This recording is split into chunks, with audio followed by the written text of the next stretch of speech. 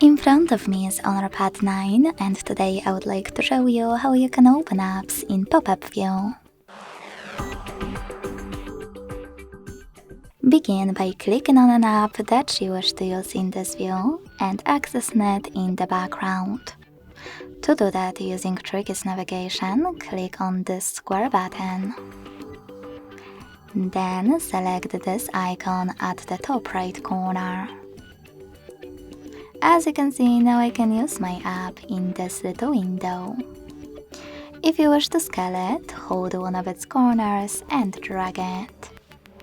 To move it around, hold the top line and drag it as well.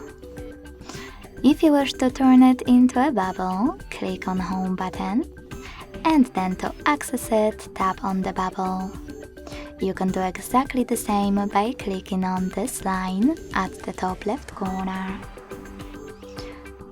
To use your app in full screen view, you can drag it all the way down, or use this square at the top left corner. Now to close it, you can turn it into a bubble and drag it to remove section at the bottom, or use this X at the top right corner. If you want to use more options of pop-up view, you can click on the top line and try all of those, like split screen.